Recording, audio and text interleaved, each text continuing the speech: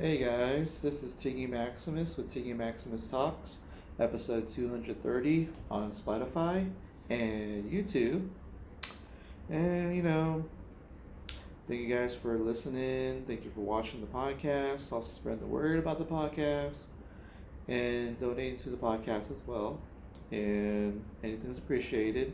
And if you haven't already, there is a link on my Spotify episodes and my YouTube episodes, which allows you guys to donate to the podcast. And um, yeah, anything's appreciated. And remember to spread the word and watch more episodes. Food, comedy, and sports. Anyway, on this episode of 230, um, UFC 318 is happening this Saturday. And main event is going to be Max Holloway versus Dustin Poirier. It is the retirement fight for Dustin Poirier. And they fought each other 2 times before. And this is like their trilogy. And what better way to go out than an exciting fight? I'm pretty sure this probably might go the distance, but I think that Max Holloway might actually get the knockout, and nice way to kind of end this trilogy and the career of Dustin Poirier. So, also on the fight is Paulo Costa, um, middleweight fighter. He's going up against Roman Kopylov. Um, I gotta say, this should be a fun fight actually, and I'm gonna be picking Roman Kopylov to win that fight. And I gotta say, we also have Calvin Holland.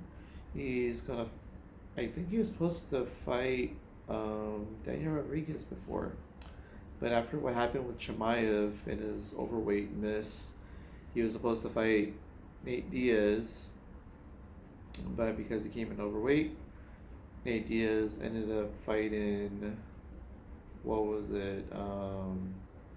Was it Tony Ferguson or something? And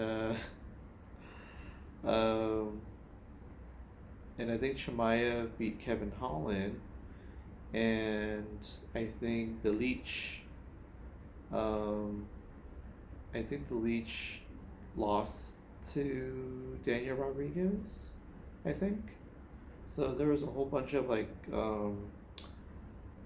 guess a mix up of a lot of switching of fights of everyone who was on the card. And between the 6 fighters, they got the switch opponents, and Chimaev, yeah, he got to fight Holland. Um, Daniel Rodriguez, I think he was supposed to fight Kevin Holland, but then ended up fighting the Leech. Um, and I think the Leech, maybe he was supposed to fight Tony Ferguson or something. So there's a lot of switching around. I don't remember all the exact matchups, but anywho, Chimaev probably would have beaten Nate Diaz, but of course, with the fact that he missed weight and the fact that he was going to beat him anyway, probably shouldn't take that fight.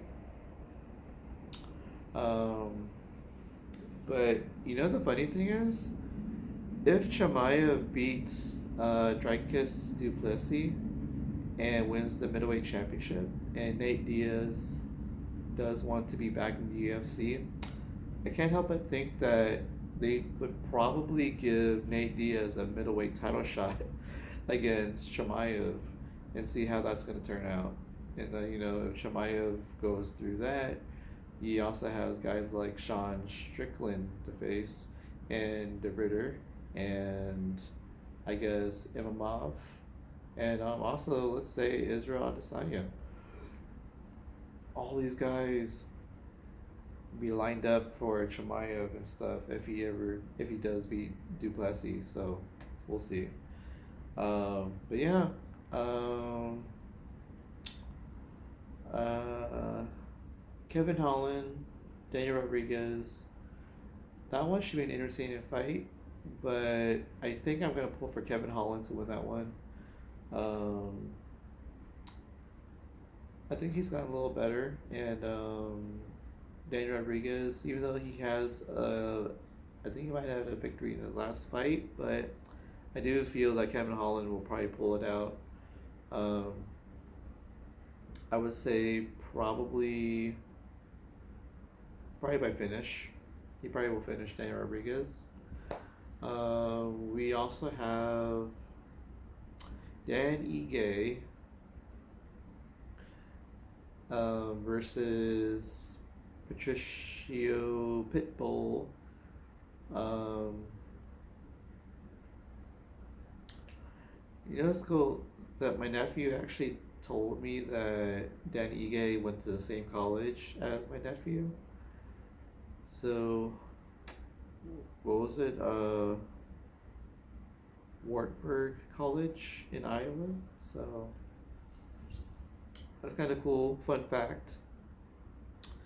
And honestly, I'm not sure what to make of Pitbull because he finally got to UFC and he just didn't really perform. Like he was like gun shy or just couldn't handle the competition at the UFC level. So um, I'm gonna pick Dan Ige to win this one. Um, it will be an interesting fight, but I think Dan Ige will pull it out. Um, and Patricio Pitbull will have another loss under his UFC belt. So, um, and then we also have, uh, his name is Daniel Zehuber. He's going up against Michael Johnson, who's been around for like forever. The guy has like a 24-19 record, and he's still in the UFC. And it just so happens he actually did beat Dustin Poirier. Uh, uh, but I think Zehuber, he's going to defeat Michael Johnson, and Zehuber is going to make his way up the ladder in the division. So I think they fight at 155. So yeah,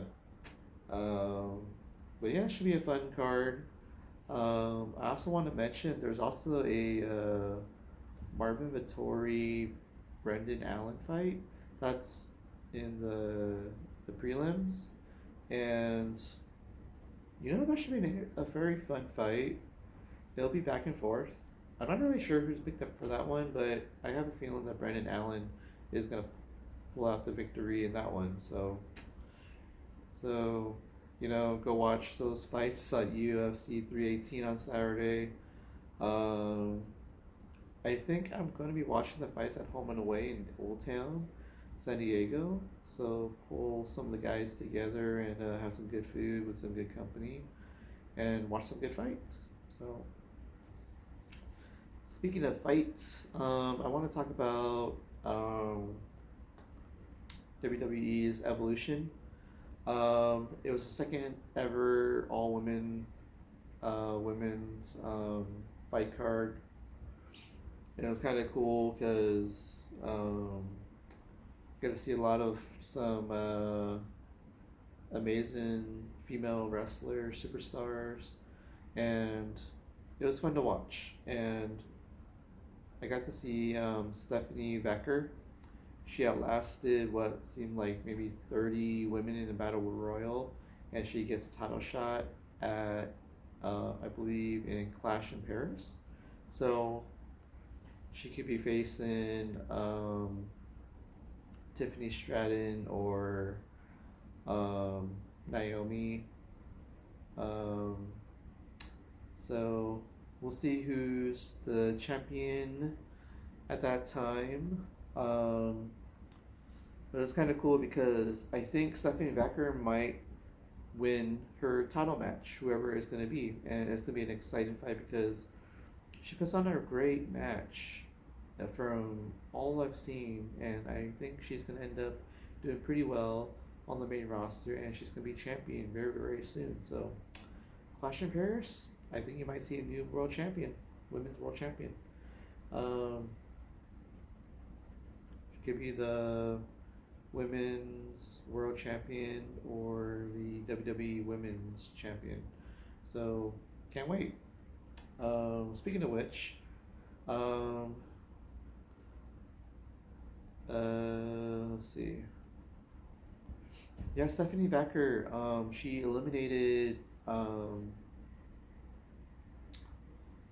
Lash Legend um, to win the Battle Royal. It was kind of cool that they were the last two, but uh, what was cool is that Stephanie Vacker did the Hell's Devil's Kiss on Lash Legend and rolled her out with her legs to eliminate Lash Legend. So that's a cool signature move from Stephanie Vacker, I gotta say. Anywho, uh, we had a great main event between Io Sky and Rhea Ripley. Um, Honestly, it was one of the best matches I've seen between women, and um, it just so happens that it didn't end with either one being with the champion because Naomi, who actually had lost earlier on Evolution, she lost to Jade Cargill in their street fight, and kudos to Jade Cargill for winning her match with Naomi. But Naomi, um, she came out with her Money in the Bank briefcase and she cashed in on Io Sky, and she hit her with a briefcase. Alicia Taylor announced that Naomi was cashing in, and Naomi did the. I guess you could say it was her signature um, backflip, top rope backflip um, splash. Um, it's where like she would spread her legs, jump in onto the top rope, top turnbuckle, and she would flip backwards and splash on her opponent. And she did that on Io Sky, and Naomi is your new women's world champion. So Naomi is going to have some challengers, but she is going to have a triple threat match at SummerSlam, which is just it's very close. It's going to be in like 2 weeks. Um, she's going to be facing Io Sky, Rhea Ripley, and Naomi. So triple threat match for the Women's World Championship. So that's gonna be a fun match. Can't wait. This is gonna be very spectacular, amazing. A lot of high flying and some power moves, and we're gonna see. Uh, let's just say it could be a 5-star triple threat match for the championship. So. Um, we also got to see Tiffany Stratton. She got to face off with Trish Stratus. They put on a really good match, and I liked it. And Tiffany Stratton came out with the championship. She retained her championship against the legend Trish Stratus. Um, there was also a fatal four-way for the women's tag team championships. Raquel Rodriguez and Roxanne Perez. They retained their championship against, I think it was the Kabuki Warriors, Kairi Sane and Asuka and Charlotte and Alexa Bliss. And I think there was a team, a team from NXT.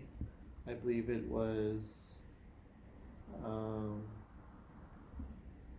Solruka and Zarya. Um, all the women's teams look really impressive, but Raquel and Roxanne they came out victorious. I think Raquel did her. I think it was her Tahada bomb on Solruka. So,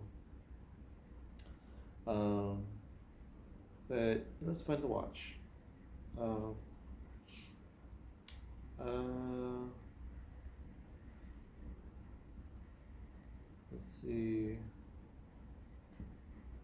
Um, yeah, let's rate the matches actually. I gotta say, um, oh, we can't forget, JC Jane defeated Jordan Grace. um, that was a fun matchup to watch, and I thought Jordan Grace was going to win the NXT Women's Championship, but unfortunately, Jordan Grace had some help. I mean, JC Jane got some help and helped defeat Jordan Grace. Um, oh, it was because of um, what's her name? Um, it was like Mariah May, but her name is um, Monroe. Yeah, Blake Monroe or something. So, um, so Jordan Grace pretty much had the match won, and she could have been champion, but apparently, Blake Monroe, I think that's her name. Um, she hit um, Jordan Grace when I guess she was hitting the ropes, and JC Jane was able to use her finisher and defeated Jordan Grace to retain her NXT Women's Championship. But apparently now there's a matchup to make between Jordan Grace and Blake Monroe. So that should be fun to see on NXT. And who knows? Blake Monroe might be on her way to face in Jordan Grace, not Jordan Grace, but to face JC Jane for the women's NXT Championship. So that's like very fun to watch to see how that's going to transpire. And who knows, you might see Blake Monroe on the main roster very, very soon after if she wins the championship. So, um, yeah, a lot of great stuff with wrestling, honestly. But let's start with rating these matches. Let's do it quickly. Let's say the JC Jane and Jordan Grace. I would say that match was probably 8.75 out of 10. Um, the Women's Tag Team Championships with all four teams. I want to say that was probably 8.5 out of 10. Um, Tiffany Stratton and Trish Stratus, I want to say that was probably 8.6 out of 10. Um, uh, the Women's Battle Royal, I want to say that was 8.5 out of 10. And the whole Io Sky, Rhea Ripley, um, and Naomi, I gotta say that was probably 9.5 out of 10. So those are my thoughts on WWE's Evolution. So, um, oh, so I I got to try out um, uh, the Dubu tofu and the Torrey Pines roll at the Zzan Soju in Convoy is in the Asian Cultural Business District. So I was in, kind of like, I wanted to see some good food after going to a comedy show at the comedy store. It was kind of a roast battle. So I got to try the Dubu tofu, and it was really good, but it's very spicy with a lot of kimchi. Um, I gotta say, with the pork belly and the tofu and the kimchi and some vegetables, I want to say it was a 8.9 out of 10. Um, really good stuff though, especially if you're into spicy food. But after getting my groove with the dubu tofu, the pork belly was really good, honestly, and I like the tofu how it was made. The kimchi, you know, kimchi has always been good, but to a certain extent. But to have so much kimchi, it was a little bit much for me. But honestly, overall, a good entree. I want to say, yeah, 8.9 out of 10. I did have the Tory Pines roll. It has a lot of albacore in it. Um, it's really good. Um, I gotta say, very tasty, very yummy. I like the flavor of it, and so to do a Korean and Japanese place, they do their stuff pretty well. So the Torrey Pines roll, I gotta say, 8.9 out of 10. Yeah, went to a comedy show on Saturday. It was in Scripps Ranch, Mira Mesa. It was at the Night Parade Brewing. Um, Place is run by Matty Ice. Um, cool seeing the guy again. He runs a really late show. Um, he started off the show because he was the host, but his jokes, you know, it was a nice way to kind of start off the show, but I didn't feel that not too many people laughed too much during his jokes. So I want to say that he was kind of a 7 out of 10 for his comedy. Then we had Mimi Harris. She did mostly her old jokes. She probably threw in one, maybe new one, but she got some good laughs. But I want to say she was probably a 7.5 out of 10. Um, then we got a new guy on the scene, Noah Val.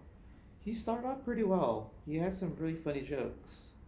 Um, but then I guess when he made a joke about smelly Indian people, I think that's where it kind of went down from there. So I think he started off pretty well, but then kind of started going down. Um, I guess overall I would say he was 8 out of 10. And then we have, I want to say his name is Jay Ko. He was the funniest guy, I think. Yeah, he was the funniest guy on the lineup. And he was like, did pretty well because you didn't know what kind of ethnicity he was or what kind of Mexican he was. That was pretty funny. And he got some good laughs from the people. He probably had the biggest laugh of the whole night. I want to say he was at 8.75 out of 10.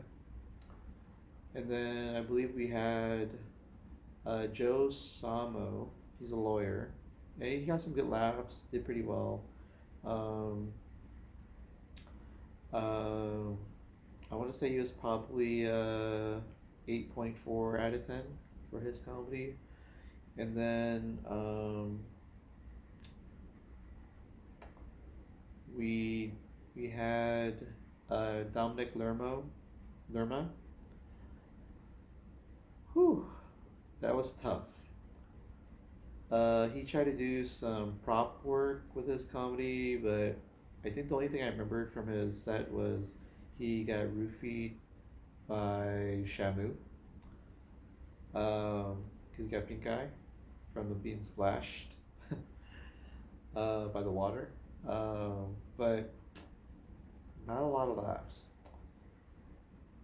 I got to say Dominic Lerma was probably 6.5 out of 10. Um, yeah. And then we have Tyler Grate. He was the headliner. Um,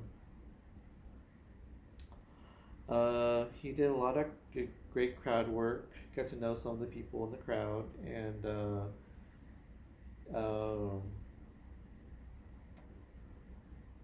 he did kind of have a funny bit talking about Matty Ice. So he had a reference to the Family Guy. So uh, so that was pretty funny to start off, and then he has some fun stuff throughout his set, and then it kind of died down towards the end, and uh, I don't know if he was trying to reach for some topics towards the end, but it was very subtle. But overall, I would say Tyler Great was 8.6 out of 10. So good stuff from Taylor. Um, and it's always kind of nice to see some new people um, at these shows. So I got to meet Noah Val, I got to meet Joe Samo, um, and then I got to meet some people in the crowd.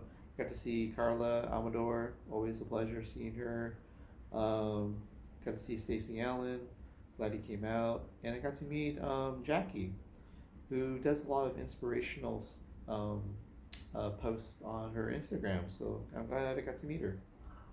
Overall, good night of comedy, and I would come back to this place because it's a nice spot. It's right next to that Scripps Ranch, Mira Mesa Mall, that has Trader Joe's, and Gyukaku, Japanese barbecue, and Taste of Himalaya, and I think there's like a Taste of Hunan there, and Everbowl, Chuck E. Cheese, Board and Brew, and yeah, it's a fun spot, and lots of parking too. So if you do a comedy show there and you want to see a good comedy show, there's lots of parking. You don't have to fight for it. So um, on my next episode, I'll probably go over UFC 318, probably a little bit of Usyk and Dubois #2, and roast battle at the Comedy Store. Um, uh, was it July 16th? So that one has a roast battle between Catherine Hoon and Ryan Archuleta, Austin Hernandez and Taylor Ebbs, Wes Brenner and Chase Alexander, and Zana Weiss and